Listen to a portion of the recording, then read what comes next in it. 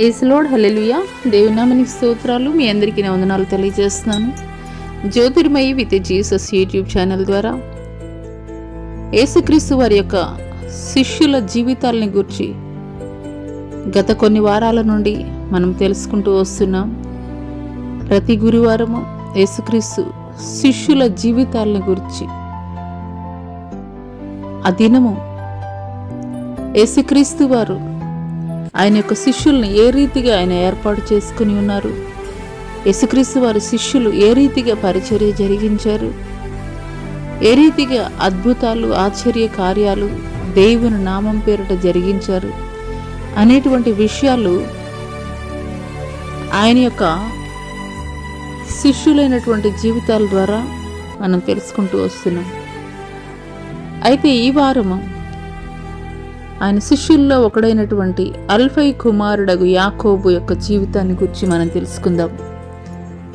దానికి ముందుగా ప్రార్థనలోనికి వెడదాము. స్తోత్రములు స్తోత్రములు స్తోత్రమునైనా మహాపరిశుద్ధుడ మహాగణుడ గొప్ప దేవా, నీకే వేలాది కోట్ల వందనాలు స్తుతులు స్తోత్రాలు చెల్లిస్తున్నాం తండ్రి. పరిశుద్ధాత్ముడ నీకే స్తుతులు స్తోత్రాలు తండ్రి.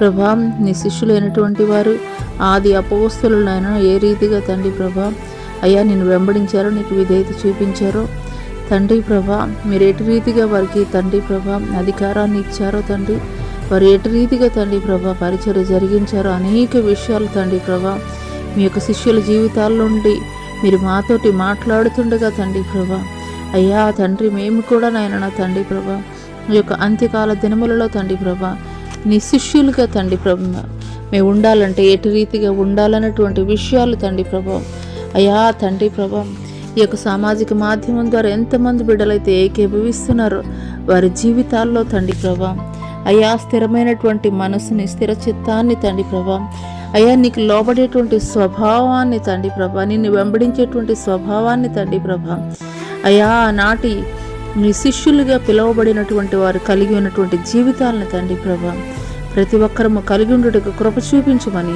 నజరేయుడైన యేసు అతి పుణ్య పరిశుద్ధ నామములో అడిగి వేడుకొనుచున్నాం ప్రియ పరలోకపు తండ్రి, ఆమేన్. ప్రైజ్ లార్డ్ అండి. దేవుని నామమున పేరిట మరొకసారి వందనాలు తెలియజేస్తున్నాను. మరి ఈరోజు యేసుక్రీస్తు వారి 12 మంది శిష్యులలో ఒకరైనటువంటి అల్ఫై కుమారుడగు యాకోబు యొక్క జీవితాన్ని గురించి కొన్ని విషయాలు అయితే కనుక మనం తెలుసుకుందాం. యాకోబు యొక్క పరిచయాన్ని గురించి మనం తెలుసుకుందాము. ఈ యొక్క యాకోబు యేసుక్రీస్తు వారి 12 మంది శిష్యుల్లో ఒకడనే విషయాన్ని అయితే కనుక మనకి తెలియచేయబడుతుంది లేఖనం ద్వారా. పరిశుద్ధ గ్రంథంలోని మార్కు సువార్త 3వ అధ్యాయం 16 నుండి 19 వచనాల్లో రాయబడి ఉంటుంది. మరి ఈ యొక్క యాకోబు గలిలయ ప్రాంతమందలి కపెర్నహూము ఇతను స్వస్థలం అయితే కనుక మనం చెప్పవచ్చు. ఈ యొక్క యాకోబు మరి మొదట సెంచరీ ఏడీలో ఇతను జన్మించినట్లుగా చరిత్రకారుల యొక్క చరిత్ర పుస్తకాల ఆధారంగా తెలియజేయబడుతుంది. యాకోబు అను పేరు కలిగినటువంటి ఇంకా ఇతరులు ఎవరెవరు ఉన్నారనేటువంటి విషయాలు అయితే కనుక పరిశుద్ధ గ్రంథంలో తెలుసుకుందాం. కొంతమంది యాకోబులను గురించి ఇక్కడ యాకోబు అనేటువంటి పేరు కలిగినటువంటి వారు మొదట యోహాను సోదరుడు యాకోబు. ఇతడు జబదయ కుమారుడు లేదా పెద్దవాడైనటువంటి యాకోబు అని కూడా అంటారు. ఇతను శిరఛేదనం ద్వారా హతసాక్షిగా అయితే కనుక మారాడు. మరి రెండవ యాకోబు ఎవరనంటే కనుక చిన్నవాడైనటువంటి జేమ్సు లేక యాకోబు, అల్ఫై మరియమ్మల కుమారుడు. మూడవ యాకోబు ఎవరనంటే తద్దయి లేక యూదా అనే అపోస్తుల్ని తండ్రి పేరు కూడా యాకోబే. నాలుగవ యాకోబు ఎవరనంటే గనక యేసు ప్రభు సహోదరుడు యాకోబు. ఈ నలుగురు వ్యక్తుల పేర్లు కూడా యాకోబు, కానీ వీరు ఈ యొక్క యాకోబుకి ఏమాత్రము కూడా సంబంధం లేనటువంటి వ్యక్తులుగా ఉన్నారు. హల్లెలూయా. యేసుక్రీస్తు వారి యొక్క పరిచర్యలో అల్ఫై కుమారుడైనటువంటి యాకోబు యొక్క చరిత్రను గురించి కొన్ని విషయాలు మనం తెలుసుకుందాం. యేసుక్రీస్తు పరిచర్యలో మరి ప్రత్యక్షంగా ఈ యొక్క యాకోబు కూడా ఉన్నటువంటి వ్యక్తిగా అయితే కనుక తెలియజేయబడుతుంది. దేవుడితోటి నడిచినటువంటి వ్యక్తిగా తెలియజేయబడుతుంది. మత్తయి సువార్త 24వ అధ్యాయం 1 నుండి 35 వచనాల్లో మనం చూసుకున్నట్లయితే, మరి ఈ యొక్క యుగ సమాప్తికి నీ రాకడకు సూచనలు ఏమిటి అని యేసుక్రీస్తు వారి యొక్క శిష్యులు యేసుక్రీస్తుల వారు ఒలీవల కొండ మీద కూర్చుండినప్పుడు అడిగినటువంటి తరుణంలో యేసుక్రీస్తు వారు తెలియజేస్తారు ఆయన యొక్క రాకడకి సూచనలు. జనం మీదికి జనము, రాజ్యం మీదికి రాజ్యము, అక్కడక్కడ కరువులు, భూకంపాలు, యుద్ధాలు, యుద్ధ సమాచారాలు, నేనే క్రీస్తునని చెప్పేటువంటి వారు, అబద్ధ బోధకులు, ఇలాగూ అనేకమైనటువంటి విషయాలైతే గనక ఆయన ఒలీవల కొండ మీద కూర్చున్నప్పుడు ఆయన శిష్యులైనటువంటి వారు అడిగారు. ఆ యొక్క శిష్యులలో ఈ యొక్క యాకోబు కూడా ఉన్నారు. రెండవది యోహాను సువార్త 13వ అధ్యాయం 1 నుండి 5 వచనాల్లో, మరి పస్కా పండుగకు ముందే మరి తండ్రి వద్దకు వెళ్ళవాలని ఎరిగినటువంటి యేసుక్రీస్తు వారు భోజన పంక్తిలో నుండి పైకి లేచి ఒక తువాల్ని నడునికి కట్టుకుని శిష్యుల పాదాలు కడిగినటువంటి వారిగా ఉన్నారు. ఈ యొక్క పరిచర్య ద్వారా యేసుక్రీస్తు వారు మనకు తెలియజేస్తుంది ఒకటి, ఆయన పరిచర్య చేయడానికే వచ్చారు కానీ పరిచర్య చేయించుకోవడానికైతే కనుక రాలేదు అనేటువంటి విషయం అయితే కనుక తెలియజేస్తారు. అదే రీతిగా క్రీస్తుని వెంబడిస్తున్నటువంటి నీవు నేను కూడా ఏ రీతిగా ఉండాలనంటే మనం తగ్గింపు జీవితాన్ని కలిగి ఉండాలని దేవుడు తెలియజేస్తున్నాడు. ఎవరైతే తనను తాను తగ్గించుకుంటాడో వారు హెచ్చింపబడతారు. ఎవరైతే తనను తాను హెచ్చించుకుంటారో వారు తగ్గింపబడతారని లేఖనం తెలియజేస్తుంది. అదే రీతిగా దేవుడు ఆయన 100% దేవుడు, 100% మానవుడు. ఆయన దేవుని కుమారుడు అయ్యుండి కూడాను ఆయన యొక్క శిష్యుల పాదాలు కడిగినట్లుగా లేఖనం తెలియజేయబడుతుంది. ఎందుకొరకనంటే మనకు ఒక మాదిరికరమైనటువంటి జీవితాన్ని చూపించే నిమిత్తమే యేసుక్రీస్తు ప్రభుల వారు ఆ రీతిగా తనను తాను తగ్గించుకున్నట్లుగా తెలియజేయబడుతుంది. హల్లెలూయా. యేసుక్రీస్తు వారు శిలువ మరణం పొంది పునరుద్ధానుడైన తర్వాత ఆయన మొదటగా ఆయన శిష్యులందరూ యూదులకు భయపడి ఒక గదిలో ఉన్నటువంటి క్రమంలో వారి మధ్యలోనికి వచ్చినటువంటి యేసుక్రీస్తు వారు మీకు సమాధానము కలుగునుగాక అని వారికి తెలియజేశాడు. యోహాను సువార్త 20:19. ఆ తర్వాత రెండవసారి తోమా కూడా వారితో ఉన్నప్పుడు 8వ దినాన యేసుక్రీస్తు వారు మరలా ప్రత్యక్షమయ్యారు వారి మధ్యలో. మూసివేయబడినటువంటి తలుపులు అదే రీతిగా ఉండగా యేసుక్రీస్తు వారు వచ్చి మీకు సమాధానం కలుగునుగాక అని రెండవసారి ప్రత్యక్షమయ్యారు. మూడవసారి తిబెరియా సముద్ర తీరాన ఆయన శిష్యులైనటువంటి వారు చేపల పట్టు నిమిత్తము వెళ్ళినటువంటి తరుణంలో ఆయన తిబెరియా సముద్ర తీరమునకు వచ్చి, పిల్లలారా మీ వద్ద తినడానికి ఏమైనా ఉన్నవా అని అడిగి వారు ఏ రీతిగా చేపలు పట్టడం ద్వారా, వల వేయడం ద్వారా చేపలు పట్టగలరో అనేటువంటి విషయం తెలియజేసినప్పుడు మరి గొప్ప చేపలు ఉదయకాల సమయంలో 153 చేపలు, 2 దోణులు నిండినటువంటి గొప్ప చేపలనైతే గనక వారు వల ద్వారా పట్టుకున్నట్లుగా తెలియజేయబడుతుంది. అయితే దేవుడు ఆయన యొక్క మాట వినుట ద్వారా ఎటువంటి అద్భుతాలు, ఆశ్చర్య కార్యాలు వారి జీవితాల్లో జరిగించబడతాయి అనేటువంటి తెలియజేయ నిమిత్తము యేసుక్రీస్తు వారు తెలియజేశారు. మీరు లోతుకి దోణిని నడిపించి వల వేయమని చెప్పినప్పుడు గొప్ప చేపల్ని వారైతే గనక పొందుకున్నారు. హల్లెలూయా. ఆ తర్వాత మరి యేసుక్రీస్తు వారు తండ్రి ఎదుకు ఆరోహణమవుతున్నటువంటి క్రమంలో శిష్యులు అయితే కనుక అడుగుతున్నారు, అయ్యా మరి మీతోటి మేము 3.5 సంవత్సరాలు ప్రయాణం చేశాము, మరి మమ్మల్ని విడిచి వీరు వెళ్ళిపోతున్నారు అని యేసుక్రీస్తు ప్రభుల వారిని శిష్యులు అడిగినప్పుడు ఆయన చెప్తున్నాడు, నేను వెళ్ళవలసి ఉన్నది, నేను తండ్రి యొద్దకు వెళితే తప్పించి మీ యొద్దకు నేను ఆదరణకర్తను నేను పంపించలేను. ఆయన వచ్చి మిమ్మల్ని సర్వసత్యంలోనికి నడిపిస్తారు అని దేవాది దేవుడు తెలియజేస్తాడు. యోహాను సువార్త 14:15 ప్రకారం.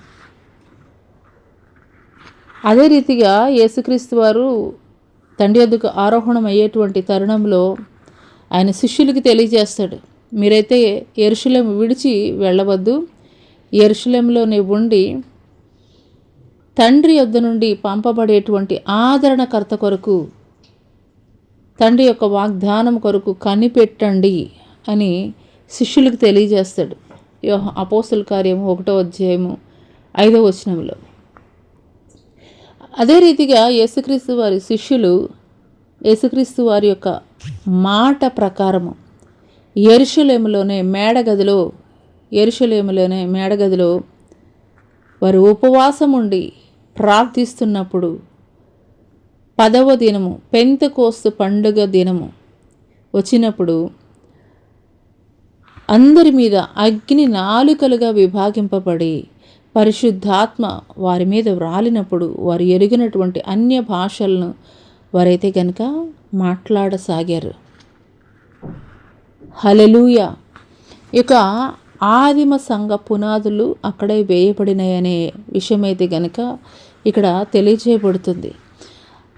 వారు పొందుకున్నటువంటి పరిశుద్ధాత్మ చూసినటువంటి 17 దేశాలకి, పెంతెకోస్తు పండుగకు వచ్చినటువంటి 17 దేశాలకు సంబంధించినటువంటి వారు మాట్లాడుతున్నారు, వీరు గలిలయులు కారా, వీరు చేపలు పట్టేటువంటి వారు కాదా, వీరేంటి ఈ రీతిగా మాట్లాడుతున్నారని వారైతే ఆశ్చర్యపోయారు. అపోస్తలుల కార్యము 2:1-4. ఆ తర్వాత మరి యాకోబు తల్లి మరి శిలువ మరణం వరకు కూడాను మరి ప్రభు తల్లిని అనుసరించింది. అంత మాత్రమే కాదు, ఆమె ప్రభు వెంటే ఉంది. మరి దీన్ని బట్టి యాకోబు ప్రభువుకు సన్నిహితంగా ఉన్నటువంటి శిష్యుడనైతే గనుక చెప్పవచ్చు. హల్లెలూయా. యాకోబు యొక్క పరిచర్య జీవితాన్ని గురించి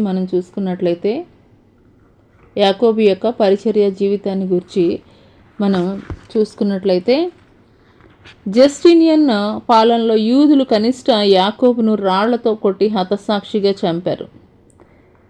యెరూషలేము సమాధుల దొడ్లో మరి సమాధి చేసినట్లుగా చరిత్రకారుల యొక్క గ్రంథాల ద్వారా తెలియజేయబడుతుంది. ఈ ప్రాంతం నుండి ఆయన మృతదేహాన్ని కాన్స్టంటినోపుల్ అంటే ఇస్తాంబుల్కి తరలించారు. మరి అక్కడ ఒక పెద్ద దేవాలయాన్ని కట్టి ఆయన యొక్క మృతదేహాన్ని అక్కడైతే కనుక భద్రపరచడం జరిగింది. ఈ జస్టినియన్ కాలంలోనే అపోస్తలుల యొక్క అస్థికలను ఎక్కువగా వెతుకుతుండేవారని తెలియజేయబడుతుంది వారు రాసినటువంటి గ్రంథాల ద్వారా. మరి ఈ రాజు బైబిల్ చరిత్ర బాగా తెలిసినటువంటి వాడు. యెరూషలేము దేవాలయం వల్లే తన కొరకు కూడాను ఒక కట్టడము కట్టించుకున్నాడు. దాని పేరు ఏంటంటే హజియా సోఫియా. ఇది నేటికి కూడాను ఇస్తాంబుల్లో ఉన్నది. మరి ఈ రాజుపై కలిగినటువంటి నమ్మకంతో ఆ దేవాలయంలో ఉంచినటువంటి దేహం యాకోబుదిగా అయితే కనుక మరి ప్రజలు నమ్ముతారు. క్రీస్తు శకం 570లో అల్ఫై కుమారుడైనటువంటి యాకోబు దేహమును రోమాకు తీసుకుని వచ్చారు. మరి ఈ దేహమును Pope John III church of the apostle ఫిలిప్లో పెట్టారు. ప్రస్తుతం crypt of basilica Santi apostle పేరుతో ఈ యొక్క చర్చ్ అయితే కనుక పిలువబడుతుంది. యాకోబు 62 ADలో యెరూషలేములో యూదులు యాకోబు సువార్త ప్రకటిస్తుండగా రాళ్లతో కొట్టి హతసాక్షిగా ఆయన మరణించే విధంగా చేసినట్లుగా చరిత్రకారుల యొక్క గ్రంథాల ద్వారా తెలియజేయబడుతుంది. హల్లెలూయా. అల్ఫై కుమారుడైనటువంటి ఈ యొక్క యాకోబు క్రీస్తుని వెంబడించినటువంటి వాడిగా ఉన్నాడు. అల్ఫై కుమారుడైనటువంటి యాకోబు క్రీస్తుని వెంబడించినటువంటి వాడిగా ఉన్నాడు. క్రీస్తుకి విధేయత చూపించినటువంటి వాడిగా ఉన్నాడు. క్రీస్తు కొరకు హతసాక్షిగా కూడా మారడానికి వెనుకడుగు వేయినటువంటి వ్యక్తిగా ఉన్నాడు. హల్లెలూయా. ఈ మాటలు వింటున్నటువంటి ప్రియ సహోదరి సహోదరుడా, మొదటగా దేవుని యొక్క పిలుపు నీవు కలిగి ఉన్నట్లయితే నీవు విధేయత కలిగి ఉండాలి. ఆయనకి లోబడేటువంటి స్వభావాన్ని కలిగి ఉండాలి. ఆయన చిత్తాన్ని జరిగించేటువంటి లక్షణాన్ని నువ్వు కలిగి ఉండాలి. ఆయన కొరకు ఎటువంటి పరిస్థితులు ఎదురైనప్పటికీ కూడాను ఆయన కొరకు నిలబడేటువంటి స్థిరమైనటువంటి విశ్వాసాన్ని మనం కలిగి ఉండాలని ఈ యొక్క అల్ఫై కుమారుడు యాకోబు యొక్క జీవితం ద్వారా దేవుడు మనకి తెలియజేస్తున్నాడు ఎట్టి రీతిగా ఉండాలో. మరి అటి కృప దేవుడు మనకి దయచేయనుగాక. ఆమెన్. ప్రార్థన చేసుకుందామండి. స్తోత్రములైన మహాపరిశుద్ధుడ మహాగణుడ గొప్ప దేవా, నీకే వేలాది కోట్ల వందనాలు, స్తుతులు స్తోత్రాలు చెల్లిస్తున్నాం తండ్రి. గడిచిన కాలమంతా కూడా నాయన నా తండ్రి ప్రభా, మీ యొక్క శిష్యుల జీవితాల ద్వారా తండ్రి ప్రభా అనేకమైనటువంటి విషయాలు తండ్రి ప్రభా మీరు మాకు బోధపరుస్తుండగా తండ్రి, మా మంచి బోధకుడ తండ్రి అయ్యా మీకు స్తోత్రాలు తండ్రి. నీ శిష్యుల జీవితాలను పోలి మేము కూడా నడుచుకుంటూ కృప చూపించండి అయ్యా. అయ్యా అవునయ్యా, ఈ యొక్క అల్ఫై కుమారుడైనటువంటి యాకోబు తండ్రి నిన్ను వెంబడించినటువంటి వ్యక్తిగా ఉన్నాడయ్యా. అదే రీతిగా యేసయ్యా మీకు స్తోత్రాలయ్య, మీకు వందనాలయ్యా, నీ చిత్తానికి విధేయత చూపించినటువంటి వాడిగా ఉన్నాడయ్యా. అయ్యా తండ్రి ప్రభా మీ ఆలోచనలు తండ్రి ప్రభా నెరవేర్చినటువంటి వాడిగా ఉన్నాడయ్యా. అయ్యా ప్రతికూల పరిస్థితులు ఎదురైనప్పటికీ కూడా తండ్రి ప్రభా అయ్యా స్థిరముగా తండ్రి ప్రభా నీ కొరకు నిలబడినటువంటి వాడిగా ఉన్నాడయ్యా. అవునయ్యా, ఈ యొక్క ఉదయకాల సమయంలో ఎంతమంది బిడ్డలైతే తండ్రి ప్రభా అయ్యా ఈ యొక్క మాటలు వింటున్నారో నాయన నా తండ్రి ప్రభా అయ్యా వారు కూడా తండ్రి ప్రభా నీ కొరకు నిలబడేటువంటి వారిగా తండ్రి, నీ కొరకు నాయన నా తండ్రి ప్రభా అయ్యా తండ్రి ప్రభా ధైర్యం కలిగి ఉండేటువంటి వారిగా, నీ కొరకు నాయన నా తండ్రి ప్రభా నీ పక్షంగా నిలబడేటువంటి వారిగా తండ్రి ప్రభా నీకు విధేయత చూపించేటువంటి వారిగా, నీకు లోబడేటువంటి వారిగా ఉండుటకు కృప చూపించమని నజరుడైన యేసు అతి పుణ్య పరిశుద్ధ నామములో అడిగి వేడుకొనుచున్నాం ప్రియ పరలోకపు తండ్రి. Amen. Jyothirmayi with Jesus YouTube channel ద్వారా యేసుక్రీస్తు శిష్యుల జీవితాలను గురించి గత కొన్ని వారాల నుండి మనం తెలుసుకుంటూ వస్తున్నాము. మరి ఇంకను కూడాను మీ బంధువులు స్నేహితులు ఎవరైతే ఎరిగినటువంటి వారు ఉన్నారో అటువంటి వారికి కూడా ఈ యొక్క సత్య సువార్తను తెలియజేయండి. తద్వారా దేవుడు మిమ్మల్ని మీ కుటుంబాలని ఆశీర్వదించును గాక. ఆమెన్.